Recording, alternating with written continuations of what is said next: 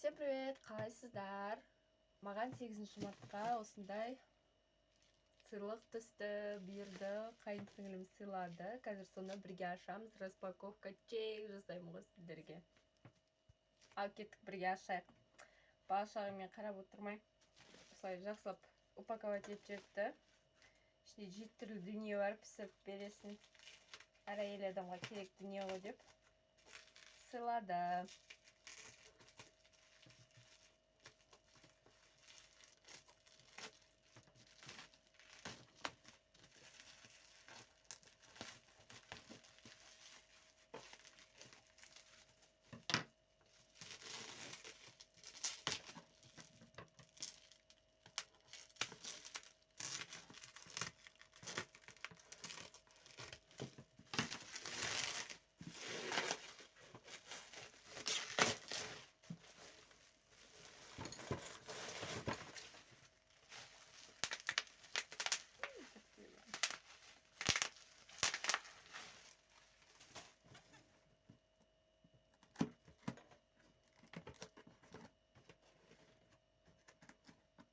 Bismillahirrahmanirrahim.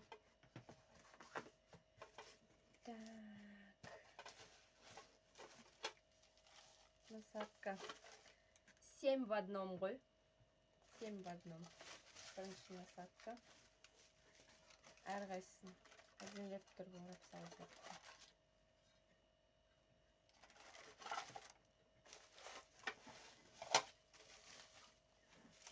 Екінші насадка.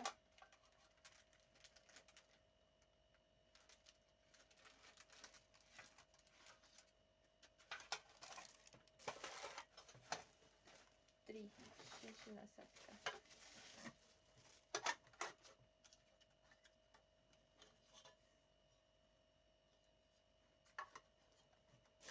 Неше түрлі жасайтын болдым ғой. Жақсы болды.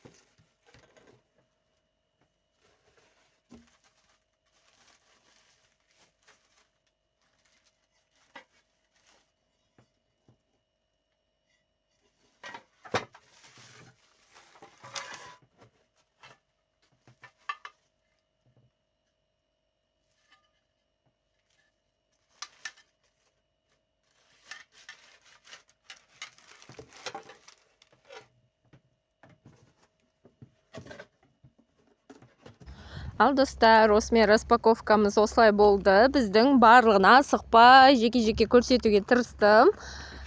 Петелька дейді ғой, микрофоным жоқ еді, соған ана телефон алыс тұрған соң кішкене даусым естілмей қалыпты арасында, сондықтан видеоның соңында сөйлеп жатырмын.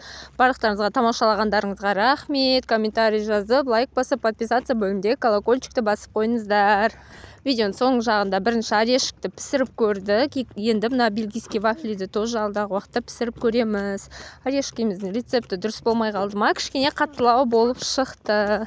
Мына жерде видеода эмоциямен бөлісіп жатқам ғой, алдым деп қуанып. Рахмет айтып, өзімше соны даусым жай болғаннан кейін үстіне запись жасайын дедім осылай. Ал достар, баршаларыңызға рахмет. Бүгінгі кіріп келген Рамазан айы оразаларыңыз құтты болсын. Ұстаған жан аман есен оразаны қарсыз өтеп шығуды Аллах тағала нәсіп етсін. Мен ораза ұстаған жоқпын, себебі 1 жаста омырауда балам бар. Аллах бұйыртса ертең оразаға қатысты сұрақ жауаптар туралы видео түсіремін. Сау болыңыздар.